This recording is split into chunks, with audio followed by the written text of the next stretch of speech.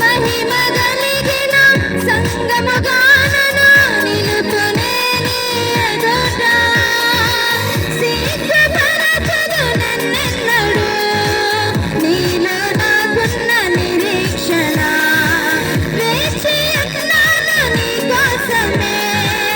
సిద్ధపరచుము సంపూర్ణుడా నా హృదయములో పొంగెనే కృతజ్ఞతా